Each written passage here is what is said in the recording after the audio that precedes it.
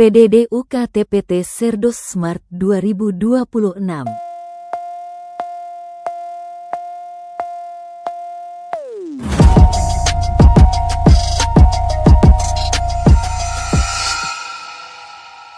Assalamualaikum warahmatullahi wabarakatuh. Shalom, Om Swastiastu, Namo Buddhaya, salam kebajikan rahayu.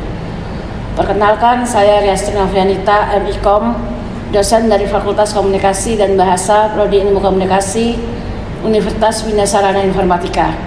Saya mengajar mata kuliah Teori Komunikasi dengan kode 0191 serta bobot 3 SKS.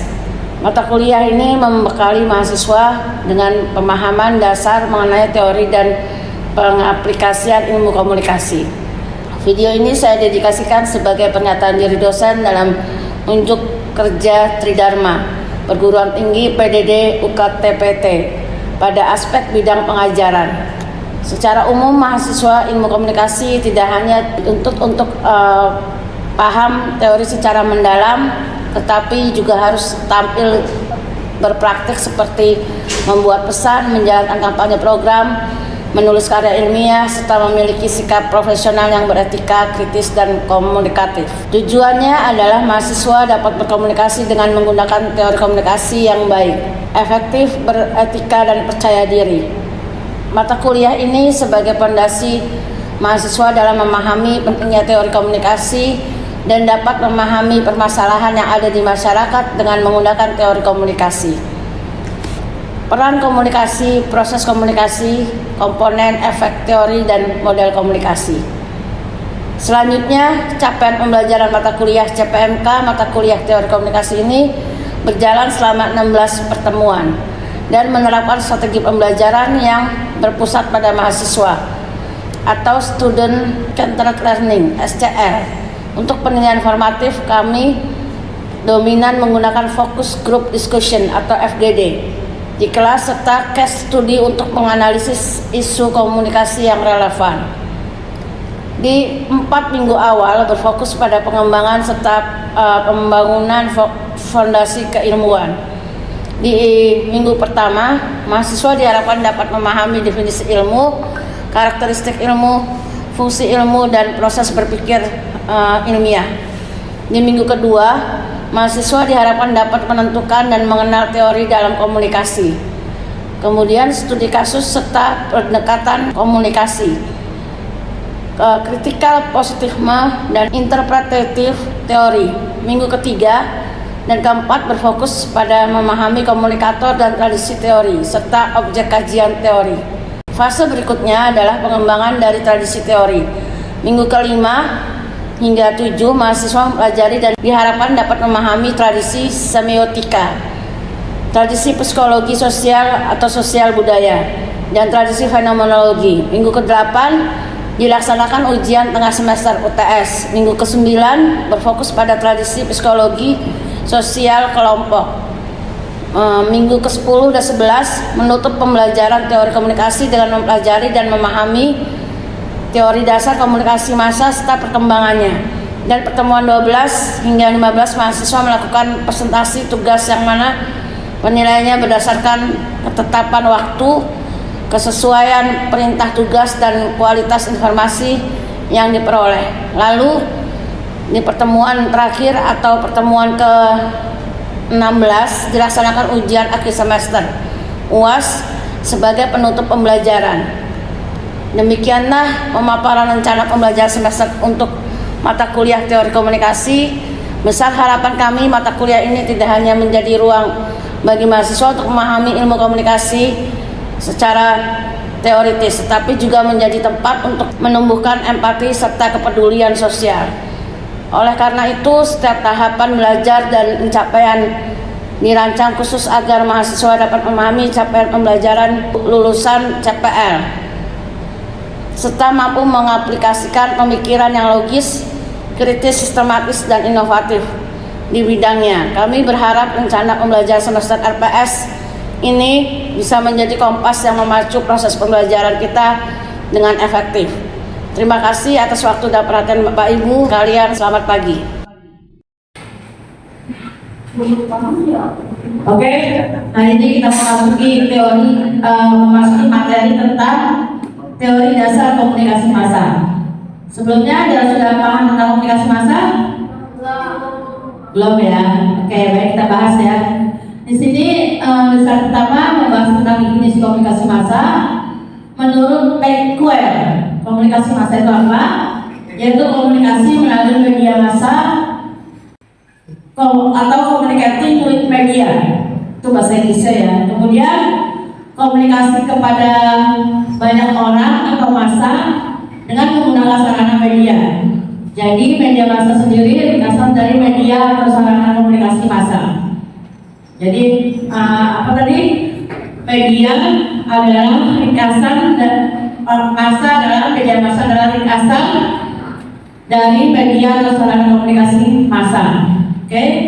Kemudian komunikasi massa adalah menurut Ruben di tahun 1992, yaitu proses di mana informasi diciptakan dan disebarkan oleh organisasi untuk dikonsumsi oleh halayak. Maksudnya bagaimana? Jadi organisasi tersebut disebarluaskan dulu, kemudian untuk dipakai oleh halayak seperti itu ya. Halayak itu masyarakat luas ya. Oke, next. Ini tadi gambarnya dari contoh-contoh media tipenya, bisa dilihat di sini ya. Ada dari kameramen, kemudian koran, kemudian cyber media. Seperti ini contohnya ya. Oke, next. Di sini dijelaskan tentang teori dasar komunikasi massa. Ada 1, 2, 3, 4, 5, 6, 7. Yang pertama motivasi teorinya, kedua agenda setting, ketiga teori use and motivation, keempat teori jarum hipodermik, kelima teori hegemoni, keenam ketergantungan, dan ketujuh normatif. Oke, next. Di sini akan dibahas satu-satu tentang teori ya. Di sini dijelaskan tentang teori motivasi, yaitu efek terpaan media motivation, berarti penguatan, perkembangan dan penanaman. Jadi teori motivasi di awal pertumbuhan lebih memfokuskan kajiannya pada studi televisi dan audiens. Nah, lebih condong ke media televisi ya. Kemudian khususnya memfokuskan pada tema-tema kekerasan di televisi. Jadi kayak ada undang-undangan khusus kekerasan di televisi itu tidak diperbolehkan, seperti itu ya. Kemudian kondisi berat dan kondisi ringan. Nanti ada perbedaan kondisi berat dan kondisi ringan itu bagaimana. Kemudian proses motivasi yaitu mainstream dan resonansi. Ya. Oke, next. Untuk teori motivasi, kita masuk ke teori agenda setting. Di sini dibahas ada 4 poin dari teori agenda setting. Yang pertama, media massa pusat penentuan kebenaran mengalihkan kesadaran publik serta perhatiannya. Kemudian mass media tidak mencerminkan kenyataan. Kemudian teori agenda setting menggambarkan kekuatan pengaruh media yang sangat kuat. Kemudian asumsi agenda setting, media agenda di mana didiskusikan, kemudian dalam media dan public agenda, kemudian polisi agenda. Nah, saya ambil salah satunya polisi agenda ya. Di sini dijelaskan pada saat para pembuat kebijaksanaan menyadari pentingnya hal tersebut atau isu tersebut. Oke, itu teori agenda setting. Next. Di sini dijelaskan tentang agenda setting, contohnya seperti operator Java. Ini covernya ya, operator Java yang tahu kan ya? Oke, baik, itu contoh agenda setting. Oke, next. Menurut teori use and gratification ada 4 poin juga ya. Yang pertama, menurut Becquerel, mengapa orang menggunakan media dan apa yang mereka gunakan untuk media. Kemudian yang kedua, halayak aktif dan diarahkan oleh tujuan. Oke. Ketiga, contoh kasus alasan ibu-ibu lebih suka nonton infotainment dibandingkan program talk show politik. Kenapa? Nanti ada alasannya ya. Kemudian mengapa masyarakat saat ini lebih cenderung interest terhadap program infotainment dan entertainment? Kenapa? Kira-kira menurut kalian kenapa? Kenapa orang lebih cenderung atau lebih tertarik terhadap program infotainment dan entertainment? Sebagai hiburan ya, kemudian tidak ada ketegangan di unsur infotainment tersebut ya. Jadi merilekskan tubuh kita sendiri ya. Oke, baik, itu jawabannya untuk mengapa lebih memilih program infotainment dibanding untuk berita politik dan sebagainya. Oke, next. Di sini dilihat dari style infotainment. Contoh kasus use and gratification. Contohnya ini ya, ada RCTI, Indosiar, TPI, SCTV, TVRI, Trans 7 dan sebagainya. Oke, next. Kalau jarum ergonomik, di sini dijelaskan tentang jarum suntik, seperti yang kita sering lihat sehari-hari tentang jarum suntik itu bagaimana. Ini ya cara kerjanya. Ya, seperti misalnya teori ini dapat menyuntikkan pesan kepada halayak. Jadi pesannya disampaikan secara misalnya seperti istilah jarum suntik tersebut. Oke, kemudian umumnya terjadi di masyarakat pedesaan atau lokasi yang minim. Biasanya kalau di lokasi minim itu masyarakat kan cenderung lebih peka ya, lebih lebih cepat terpengaruh ya, istilahnya seperti itu. Oke, baik. Ya, next. Teori hegemoni. Apa teori hegemoni? Menurut kalian? Ini kan menurut Antonio Gramsci ya. Kalau menurut kalian apa? Teori hegemoni. Bisa menyimpulkan dari kata-kata ini? Silakan. Ada yang bisa? Boleh coba sekarang. Simpulkan aja dari poin 2 dan poin 3-nya.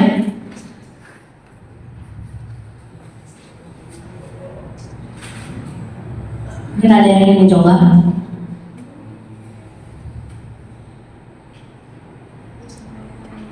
Kesimpulan teori hegemoni di sini dijelaskan tentang suatu kekuasaan. Jadi merupakan kekuasaan dari satu kelompok masyarakat yang diterima dan dianggap sah. Jadi kekuasaan itu menguasai seluruh kelompok lainnya. Kelompok satu menguasai seluruh kelompok lainnya, gitu ya.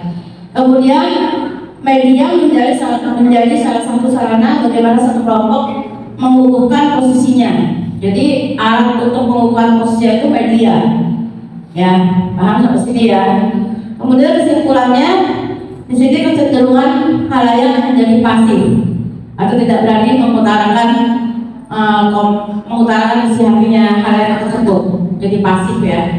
Oke, itu teori hegemoni. Oke, next. Di sini tentang teori ketergantungan dibahas lagi. Teori ini masih sangat kental dirasakan pada media massa sekarang. Jadi di mana masyarakat sebagai halayak media massal baik cetak maupun elektronik. Jadi masih sangat tergantung terhadap media. Itu teori ketergantungan, ya, atau dependency teori. Oke, next sudah teori ketergantungan. Jadi teori normatif, ya, ada 1, 2, 3. Ada 6 teori normatif. Yang pertama tentang teori otoriter atau media tunduk pada penguasa. Jadi media tunduk pada penguasa. Penguasa itu maksudnya yang menguasai negaranya, seperti itu ya. Kemudian untuk teori pers, halayak memiliki kebebasan untuk berpendapat. Ya, halayak memiliki kebebasan berpendapat. Kemudian teori tanggung jawab sosial. Di sini dijelaskan prinsip kebebasan dan pilihan individual atau prinsip kebebasan media, prinsip kewajiban media terhadap masyarakat. Jadi tanggung jawabnya media kepada masyarakat saat mengeser suatu berita-berita, seperti itu ya. Oke, next. Ada 3 lagi. Yang keempat, teori media Soviet. pers bebas sosial, liberal, sosialis, atau prinsipnya adalah media adalah partai rakyat. Jadi kompak sama rakyat. Di sini seperti pers bebas sosial. Oke, kemudian teori media pembangunan berfungsi untuk pembangunan segala lini atau infrastruktur, komunikasi, ekonomi, politik, sosial, dan budaya. Berhubungan dengan itu ya, pembangunan. Kemudian di sini teori media demokratik partisipan, media milik bersama bukan pribadi dan melekat melibatkan kepada halayak. Ya, jadi partisipan demokratik medianya berhubungan langsung dengan bukan pribadi tetapi dengan halayak. Oke, jelas sampai sini. Untuk teori normatif jelas ya. Oke, baik. Next, lanjut. Oke, sudah ya, cukup ya. Berarti untuk pertemuan hari ini cukup tentang teori komunikasi massa ya. Ada yang menanyakan atau ada yang di-sharing? Ada yang ditanyakan sebelum kita melakukan presentasi? Kita mau ngambil presentasinya 3 kelompok ya, hari ini atau 2 kelompok ya. 2 kelompok lah ya, masuk setengah 11. Jadi nanti yang belum bisa diganti di kelompok di minggu depan ya. Oke, silakan mempersiapkan diri yang mau presentasi. Demikianlah pemaparan singkat beserta dokumentasi kegiatan belajar mengajar pada mata kuliah teori komunikasi yang berada di bawah tanggung jawab saya. Besar harapan saya tayangan ini mampu mempresentasikan dedikasi serta pelaksanaan tridharma perguruan tinggi di bidang pengajaran yang telah saya laksanakan pada program studi ilmu komunikasi, Fakultas Komunikasi dan Bahasa Universitas Bina Sarana Informatika. Saya mengucapkan terima kasih kepada seluruh pihak yang terlibat, khususnya kepada Kemendikti Saintek melalui Direktorat Jenderal Pendidikan Tinggi LL.Dikti Wilayah 3 Jakarta, serta segenap panitia dan tim asesor sertifikasi dosen SMART tahun 2026. Tidak lupa juga saya ucapkan terima kasih yang sebesar-besarnya kepada Universitas Bina Sarana Informatika, seluruh jajaran pimpinan, rekan sejawat dosen, dan pastinya rekan-rekan mahasiswa. Akhir kata, saya memohon maaf yang sebesar-besarnya apabila terdapat tutur kata maupun penyampaian yang kurang berkenan. Terima kasih atas waktu dan perhatian Bapak Ibu sekalian. Wassalamualaikum warahmatullahi wabarakatuh. Shalom, Om Swastiastu, Namo Buddhaya, salam kebajikan, Rahayu.